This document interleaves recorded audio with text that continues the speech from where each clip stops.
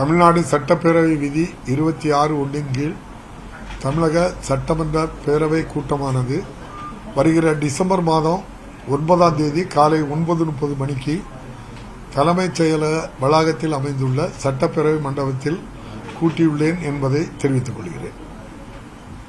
நன்றி, வணக்கம். அது அலுவல் ஆய்வுக்குழு கூடி முடிவெடுக்கும்.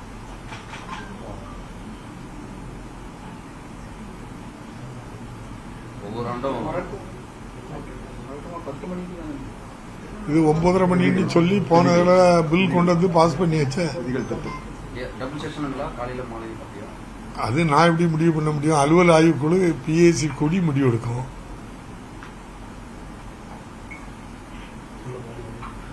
சரிதானே? 100 நாட்கள் ஒரு ஆண்டுல சட்டப்பேரவை கூடுவோம். இந்த ஆண்டுகள் எத்தனை முறை வந்திருக்கும்? ஆண்டே முடிய போகுது. கணக்கு உங்ககிட்ட இருக்குல்ல? அது நம்ம அலுவல் ஆய்வுக்குழு கூடி பேசி முடிவெடுக்கிற நாள் தான் நடத்த முடியுமே தவிர என் விருப்பத்துக்கு நான் 100 நாள் வைக்க போறேன்னு நான் சொல்ல முடியாது.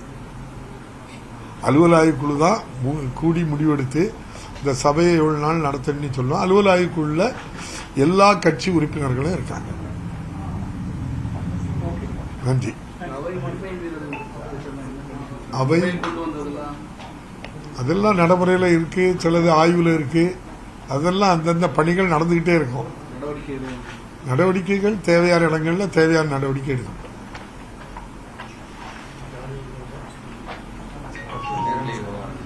நேரடி இது இப்பவுமே நீங்க எல்லாம் லைவ் தானே போட்டிருக்கீங்க.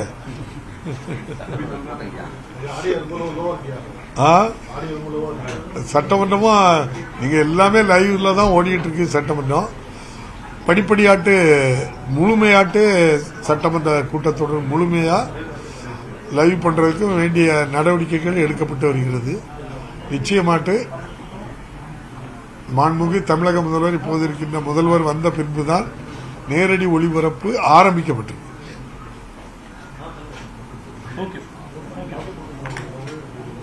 வெளிநாடுகள்லாம் பயணம் போயிருந்தீங்க, சட்டப்பேரவை அங்க பெருமையா பேசுறாங்களா? எப்படி இருக்கு? வெளிநாடு வந்து உலக அளவில் நடைபெறுகின்ற அது ஒரு பார்லிமெண்ட், காமன்வெல்த் பார்லிமெண்ட் அசோசியேஷனுடைய கூட்டம்.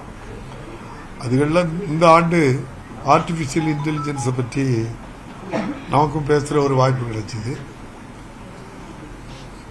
இது ஆர்டிபிஷியல் இன்டெலிஜென்ஸை பொறுத்தளவில் உங்களுக்கு உலக அளவில் தமிழ்நாடு முதலிடத்தில் தான் இருந்துகிட்டு இருக்கு.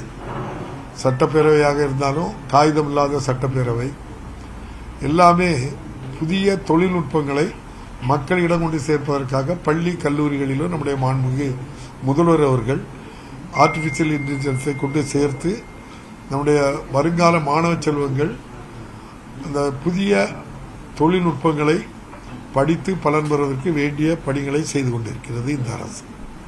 நன்றி. நன்றி. போ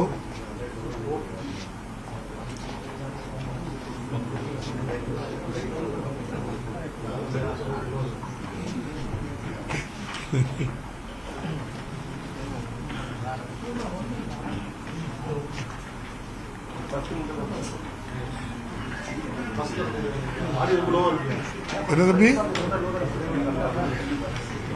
இன்னொருக்கா சொல்லணுமா?